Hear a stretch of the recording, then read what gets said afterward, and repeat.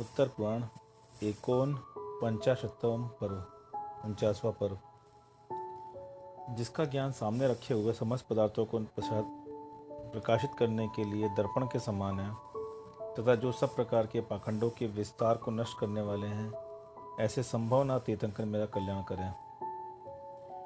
इसी पहले जम्बूद्वीप के पूर्व विदेह क्षेत्र में सीता नदी के उत्तर तट पर एक कच्छ नाम का देश है। उसमें क्षेमपुर नगर में राजा विमल वाहन राज्य करता था।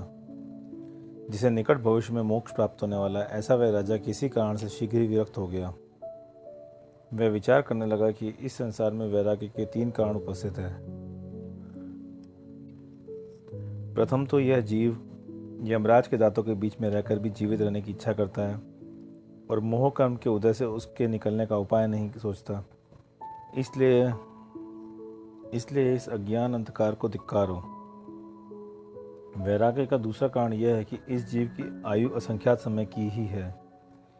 उन्हें ही यह शरण माने हुए, परंतु आश्चर्य है कि ये आयु के क्षण ही इन जीवों को नष्ट करने के लिए यमराज के समीप पहुंचा देते हैं।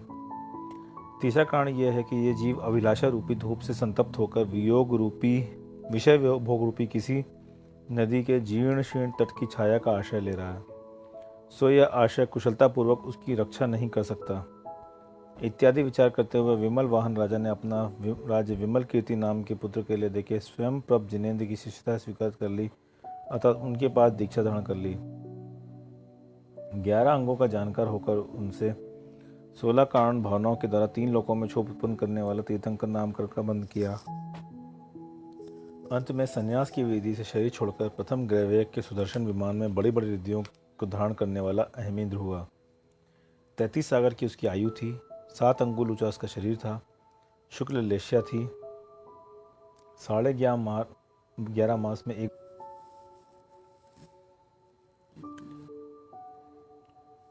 23 सागर की उनकी आयु थी। 7 अंगुल ऊंचा उनका शरीर था। शुक्ल लेश्या थी। 11.5 माह में एक बार श्वास लेता था। 23,000 वर्ष बाद मन से आहार का स्मरण करता था। उसके भोग प्रविचार से रहित थे। 7वें नरक के अंत तक उसका अवधि ज्ञान था। अवधि ज्ञान क्षेत्र में गमन करने की शक्ति थी। उतने ही उसकी शरीर की प्रभा थी और उतनी ही दूर तक उसका वैकृत शरीर आ जा सकता था। इस प्रकार वह श्रीमान उत्तम अहमेंद्र अणिमा महिमा आदि गुणों से सहित तथा 5 प्रकार के पुण्योदय से प्राप्त होने वाले अहमेंद्र के सुखों का अनुभव करता था। अथांतर इस दम्बूद्वीप के भरत क्षेत्र में श्रावस्ती नगरी का राजा दृढ़ राज्य था। वह इक्ष्वाकु वंशी तथा काश्यप गोत्री था। उसकी शरीर की कांति बहुत ही उत्तम थी। सुषेणा उसकी स्त्री का नाम था। जब पूर्वक देव के अवतार लेने में 6 में बाकी रह गए थे, तब सुषेणा रत्न महात्म्य को प्राप्त हुई। फाल्गुन शुक्ल अष्टमी के दिन प्रातः काल के समय मृगशिरा नक्षत्र में पुण्योदय से रानी सुषेणा ने 16 स्वप्न देखे। तदनंतर स्वप्न में ही उसने देखा कि सुमेरु पर्वत के शिखर के समान आकार वाला तथा सुंदर लक्षणों से युक्त एक श्रेष्ठ हाथी उसके मुख में प्रवेश कर रहा है। अपने पति से उन सपनों का फल सुनकर वह आनंद को प्राप्त हुई। उसी दिन वह अहमेंद्र उसके गर्भ में आया। तदनंतर 9वें महीने में कार्तिक शुक्ला पौर्णमासी के दिन मृगशिरा नक्षत्र और सौम्य योग से उसने 3 ज्ञानों से युक्त उस पूज्य अहमेंद्र पुत्र को प्राप्त किया। गंज कन्याक संबंधी उत्सव हो जाने के बाद उसका संभव यह नाम प्रसिद्ध हुआ। इंद्रों ने उस समय भगवान संभवनाथ की इस प्रकार स्तुति की, हे संभवनाथ, तीर्थंकर नाम के उदय के बिना केवल आपके जन्म से ही आज जीवों को सुख मिल रहा है, इसलिए आपका संभव नाम सार्थक है। हे भगवान, जिसमें अनेक लक्षण और व्यंजना रूपी फूल लग रहे हैं तथा जो लंबी लंबी भुजाओं रूपी शाखाओं से सुशोभित है, ऐसे आपके शरीर रूपी आम्र वृक्ष पर देवों के नेत्र रूपी भ्रमर चिरकाल तक तप्त रहते हैं। हे देव, जिस प्रकार स्वाद्वात का निर्मल तेज कपिल आदि के मतों का तिरस्कार करता हुआ सुशोभित होता है, उसी प्रकार आपका निर्मल तेज भी अन्य लोगों के तेजों को तिरस्कृत करता हुआ सुशोभित हो रहा है। जिस प्रकार यह जीव को आह्लादित करने वाली सुगंधि के चंदन से जगत का हित करता है, उसी प्रकार आप भी सब साथ उत्पन्न हुए 3 प्रकार के ज्ञान से जगत का हित कर रहे हैं। हे नाथ, आपके स्नेह से बड़ा हुआ यह लोक दीप के समान कारण के बिना ही हित कर रहने वाले तथा खजानों के समान दैदीप्यमान आपको नमस्कार कर रहा है। इस प्रकार स्तुति कर जिसने आनंद नाम का नाटक किया, ऐसा प्रथम स्वर्ग का अधिपति सौधर्मेंद्र माता पिता के लिए भगवान को सौंप कर देवों के साथ स्वर्ग चला गया। द्वितीय तीर्थंकर की तीर्थ परंपरा में जब 30 लाख करोड़ सागर बीत चुके थे, तब संभवनाथ स्वामी उत्पन्न हुए थे। उनकी आयु भी इसी अंतराल में सम्मिलित थी। उनकी 60 लाख पूर्व की आयु थी। 400 धनुष ऊंचा शरीर था। जब उनकी आयु का 1/4 भाग बीत चुका था, तब उन्हें राज्य का महान वैभव प्राप्त हुआ। वे सदा देवोपनीत सुखों का अनुभव किया करते थे। इस प्रकार सुपोभोग करते हुए जब 44 लाख पूर्व और 4 पूर्वांग व्यतीत हो चुके थे, तब किसी दिन मेघों का विभ्रम देखने से उन्हें आत्मज्ञान उत्पन्न हो गया।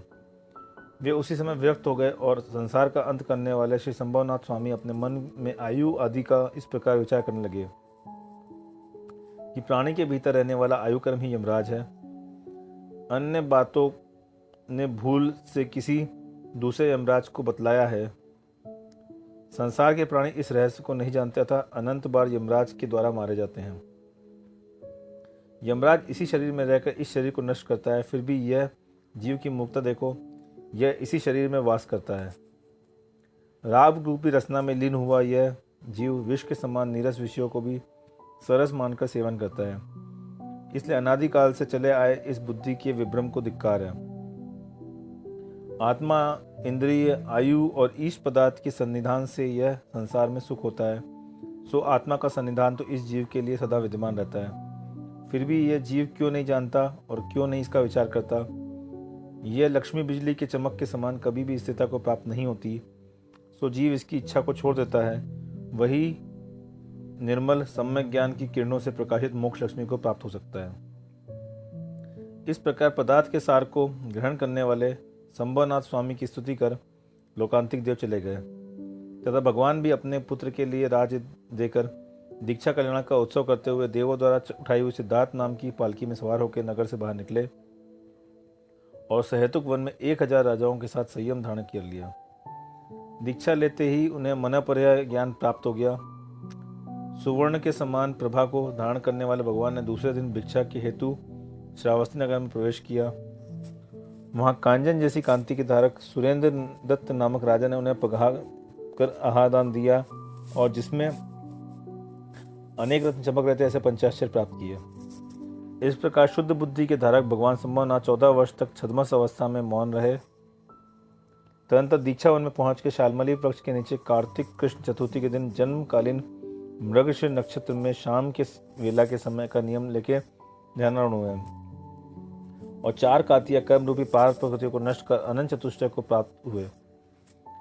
उसी समय इन्होंने कल्पवासियों तथा ज्योतिष आदि 3 प्रकार के देवों के साथ केवल्य महोत्सव किया, ज्ञान कल्याण उत्सव किया।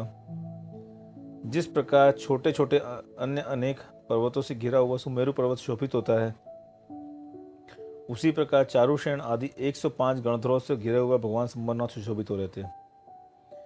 वे 2150 पूर्वधारियों से परिष्कृत थे, 1,29,300 शिक्षकों से युक्त थे, 9,600 अवधि ज्ञानियों से सहित थे, 15,000 केवल ज्ञानियों से युक्त थे, 19,800 विक्रिया रिद्धि के धारक उनके साथ थे, 12,150 मनः पर्याय ज्ञानी उनकी सभा में थे तथा 12,000 वादियों से सुशोभित थे।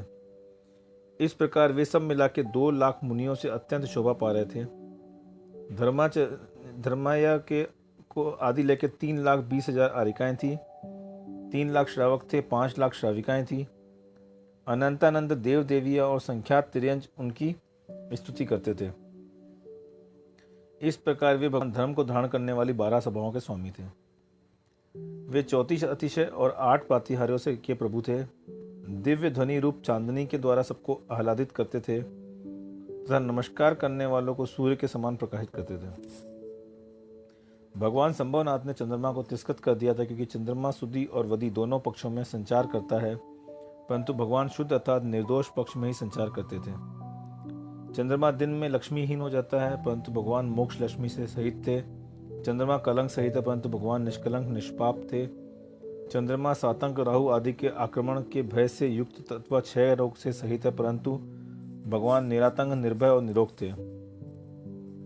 चंद्रमा के राहु तथा मेघ आदि के आवरण रूप अनेक शत्रु हैं, परंतु भगवान शत्रु रहित थे। चंद्रमा कुपक्षण कृष्ण पक्ष को करने वाला है, परंतु भगवान कुपक्ष मलिन सिद्धांत को नष्ट करने वाले थे। चंद्रमा दिन में ताराओं से रहित दिखता है, परंतु भगवान सदा मुनि रूपी तारागणों से युक्त रहते हैं। चंद्रमा काम को बढ़ाने वाला है, परंतु भगवान काम के शत्रु थे। चंद्रमा तेज रहित है, परंतु भगवान महान तेज के धारक थे। चंद्रमा पूर्णिमा के सिवाय अन्य तिथियों में वृत्ताकार न रहकर भिन्न भिन्न आकार को धारण करता है, परंतु भगवान सदा सद्वत्र सदाचार के धारण रहते हैं। चंद्रमा केवल पूर्णिमा को ही पूर्ण रहता है, अन्य तिथियों में पूर्ण रहता है, परंतु भगवान सदा ज्ञानादि गुणों से पूर्ण रहते थे। चंद्रमा के निकट ध्रुव तारा का उदय नहीं रहता, परंतु भगवान सदा अभ्यर्ण ध्रुवोदय से उनका अभ्युदय ध्रुव अर्थात स्थायी था। चंद्रमा केवल मध्य लोक के द्वारा सेवनीय है, परंतु भगवान तीनों लोगों के द्वारा सेवनीय थे। चंद्रमा कमलों को मुकुलित कर देता है, परंतु भगवान सदा भव्य जीव रूपी कमलों को प्रफुल्लित करते थे अथवा भव्य जीवों को पद्मा अर्थात लक्ष्मी को बढ़ाते थे। चंद्रमा केवल बाह्य अंधकार को ही नष्ट करता था, परंतु भगवान ने बाह्य और अभ्यंतर दोनों प्रकार के अंधकार को नष्ट कर दिया तथा चंद्रमा केवल लोक को प्रकाशित करता था, परंतु भगवान ने लोक अलोक दोनों को प्रकाशित कर दिया है। इस प्रकार चंद्रमा को तिरस्कृत कर धर्म की वर्षा करने के लिए भगवान ने आर्य देश में विहार किया, सो ठीक ही है, क्योंकि सत्पुरुषों की चेष्टा मेघ के समान सब लोगों को सुख देने वाली होती है। अंत के में जब आयु का 1 माह अवशिष्ट रह गया था, तब उन्होंने संवेदाचल प्राप्त कर विहार बंद कर दिया और 1000 राजाओं के साथ प्रतिमा योग धारण कर लिया। तो चैत्र मास के शुक्ल पक्ष की षष्ठी के दिन जब सूर्य अस्त होना चाहिए चाहता था, तब अपने जन्म नक्षत्र में मोक्ष लक्ष्मी को प्राप्त किया। जो पंचम ज्ञान केवल ज्ञान के स्वामी हैं और पंचम गति मोक्षावस्था को प्राप्त हुए हैं, ऐसे भगवान संबरनाथ की पंचम कल्याणक निर्वाण कल्याणक में पूजा कर पुण्य का संचय करने वाले देव यथास्थान चले गए। उपायों के जानने में निपुण भगवान संबरनाथ ने 6वें से लेकर 14वें तक संयम के उत्तम गुण स्थानों का उल्लंघन किया, अत्यंत दुष्ट 8 कर्म रूपी शत्रुओं का विनाश किया, अत्यंत इष्ट सम्यक आदि 8 गुणों को अपना अविनश्वर शरीर बनाया और अष्टम भूमि में अनंत सुख से युक्त होने लगे। जिन्होंने अनंत चतुष्टय विशाल तथा निर्मल लक्ष्मी प्राप्त की थी, जिन्होंने शरीर रहित मोक्ष लक्ष्मी का सत्कार किया है और जिन्होंने अपने शरीर की प्रभा से सूर्य को पराजित कर दिया है, जो पहले इस पृथ्वी पर विमल वाहन राजा हुए थे, फिर अहमिंद्र हुए, फिर तदंतर जिन्होंने पंच कल्याणक लक्ष्मी का आलिंगन प्राप्त किया, ऐसे श्री संबरनाथ स्वामी तुम सबका कल्याण करें। इस प्रकार आर्ष नाम से प्रसिद्ध भगवत गुण भद्राचार्य के द्वारा प्रणीत त्रिपष्टि लक्षण महापुराण के संग्रह में संबरनाथ तीर्थंकर का पुराण वर्णन करने वाला 49वां पर्व पूरा हुआ।